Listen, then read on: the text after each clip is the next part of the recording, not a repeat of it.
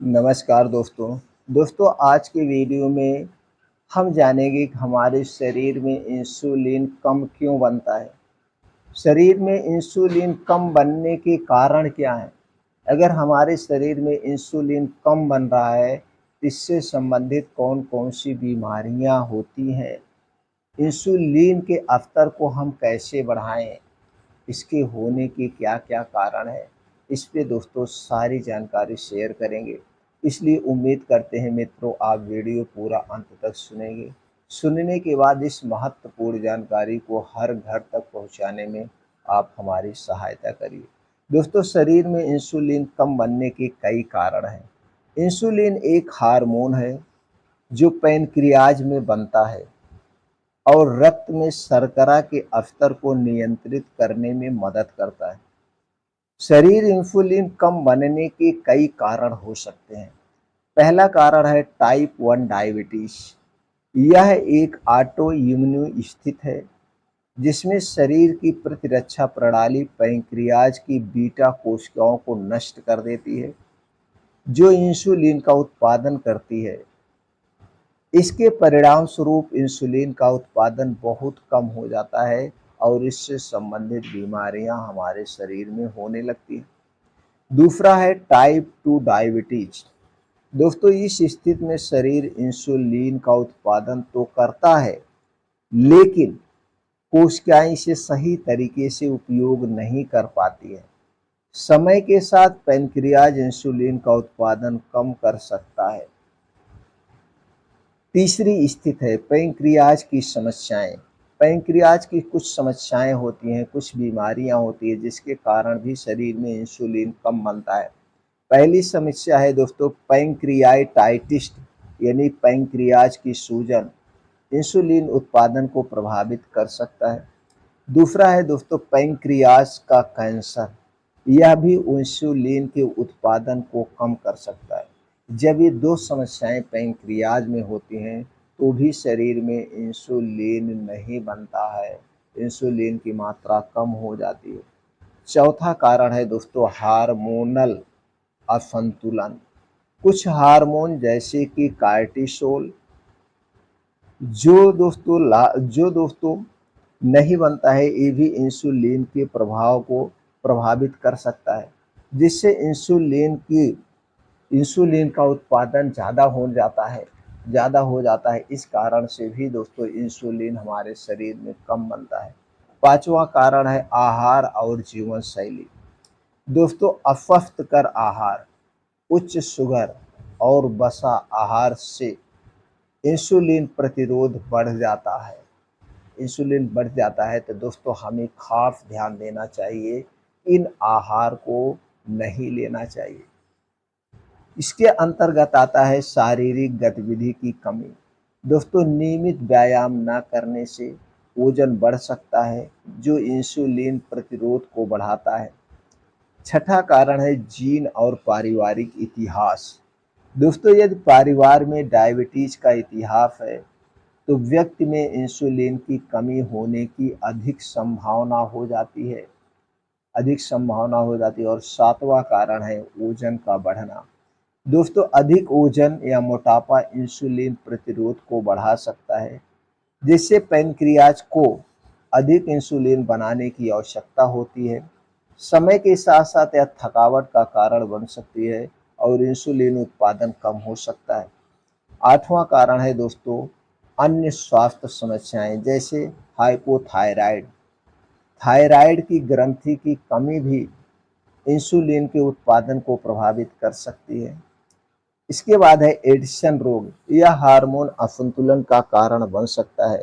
दोस्तों आपको ध्यान देने की यह जरूरत है, इंसुलिन की कमी को कारणों को समझना महत्वपूर्ण है ताकि उचित उपचार और प्रबंध किया जा सके। तो दोस्तों आपने देखा वजन का बढ़ना, पारिवारिक इतिहास या जीवन शैली ऐसे कुछ महत्वपूर्ण बिंदु हैं जिसमें आप बदलाव करके अपने शरीर में इंसुलिन के स्तर को मेंटेन कर सकते हैं। इसके लिए सबसे पहले आप अपने दिनचर्या पे ध्यान दीजिए, अपने खान पान पे ध्यान दीजिए। खान पान की अगर हम बात करें तो दोस्तों आपकी ऐसी डाइट होनी चाहिए जिसमें वसा और शुगर कम मात्रा में हो। लेकिन आज के समय में मार्केट में जितनी भी चीज़ें हैं, ए टू जेड चीज़ों में दोस्तों नमक और चीनी की मात्रा मिलाई जाती है ज़्यादा से ज़्यादा, तो हमारे स्वास्थ्य के लिए हानिकारक है। तो दोस्तों अगर आप स्वस्थ और निरोग रहना चाहते हैं, तो आज के बाद एक संकल्प ले लीजिए। कोई भी चीज़ आप खाने से पहले उसे 100 बार सोचेंगे, इनमें कौन-कौन सी चीज़ें मिलाई गई है, कितनी मात्रा में मिलाई गई है, इसे बनाने में क्या प्रोसीजर किया गया होगा, क्या सावधानियाँ बरती गई होंगी कि वहाँ पे दोस्तों असावधानी बरती गई होगी, क्या ये हमारे स्वास्थ्य के लिए लाभदायक है या हानिकारक है। सोचने के बाद ही उन चीज़ों का सेवन करेंगे। अगर जब आप इतने पॉइंट पे फ़ोकस करेंगे, इतने चीज़ों पे हाइलाइट करेंगे, तो दोस्तों निष्कर्ष यही निकलेगा कि आपके घर से बाहर की जितनी भी बनी हुई चीज़ें हैं, चाहे वो छोटी चीज़ हो, चाहे बड़ी चीज़ हो, हमारे स्वास्थ्य के लिए सब हानिकारक है। इसलिए दोस्तों हमें घर से बाहर की बनी हुई कोई भी चीज़ नहीं खाना चाहिए, चाहे वो छोटी चीज़ हो, चाहे वो बड़ी चीज़ हो। छोटी चीज़ की बात करें तो दोस्तों चाय, कॉफ़ी, बिस्किट, नमकीन, ब्रेड, टोस्ट से लेकर के बड़ी चीज़ की बात करें junk food, fast food, cold drinks, soft drink, धूम्रपान, अल्कोहल, ठंडा पेय पदार्थ, फ्रिज में रखा हुआ घर या बाहर का कोई भी ठंडी चीज़ हमें नहीं खाना चाहिए। ये सारी चीज़ें हमारे शरीर के वात, पित्त, कफ को बढ़ाती है, जिसके कारण हमारे शरीर में बीमारियाँ उत्पन्न होती है। तो आपको घर का बना हुआ खाना खाना चाहिए, घर के बने हुए चीज़ों का ही प्रयोग करना चाहिए। दूसरी चीज़ दोस्तों, आप अपने घर में 3 चीज़ों का प्रयोग नहीं करेंगे। पहली चीज़ है मैदा, दूसरी चीज़ है चीनी, तीसरी चीज़ है रिफाइन किया गया तेल, पामोलिन, डालडा। ये हम हर एक वीडियो में बताते हैं दोस्तों, कम से कम आप तो जागरूक हो जाइए। आप ज़रा इनके बारे में सोचिए, इससे आपको कोई फ़ायदा नहीं होता, सिर्फ़ हानि ही होती है। उसके बाद अपने डेली रूटीन में दोस्तों 2 बदलाव करिए। पहला बदलाव रात के खाने में करिए।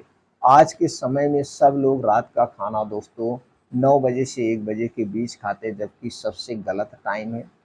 और रात के खाने में हैवी खाना लेते हैं, ये भी गलत टाइम है। रात का खाना हमें सूर्य डूबने के 1 घंटे पहले खाना चाहिए, चाहे गर्मी हो, चाहे ठंडी हो, चाहे बारिश हो। रात का खाना हमारा एकदम हल्का सुपाच्य होना चाहिए, यानी कि सब्जी रोटी ही खाना चाहिए, गरिष्ठ भोजन, मसालेदार भोजन नहीं होना चाहिए। और शरीर की निष्क्रियता को ख़त्म करने के लिए, शरीर को एक्टिव रखने के लिए रोज़ सुबह आप उठने का प्रयास करिए। उठने का मतलब मॉर्निंग में दोस्तों 5 बजे किसी भी कीमत पर उठ जाइए। अगर आपको गैस कब्ज़, एसिडिटी है तो 1 से 2 गिलास पानी पीजिए, नहीं तो ऐसे फ्रेश हो जाइए। फ्रेश होने के बाद आपको दोस्तों 5 बजे घर छोड़ देना है।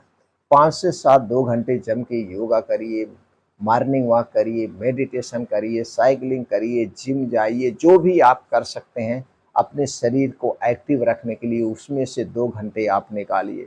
और ये सारा काम सूर्य की रोशनी में करना, जब उगते हुए सूरज के सामने करना। सूरज की किरणों में विटामिन डी पाया जाता है जो हमारे शरीर को मजबूती देता है, हमारे शरीर में विटामिन डी की पूर्ति करता है। तो ये सारे काम जब सूर्य की रोशनी में करेंगे तो आपका शरीर हमेशा स्ट्रांग बना रहेगा।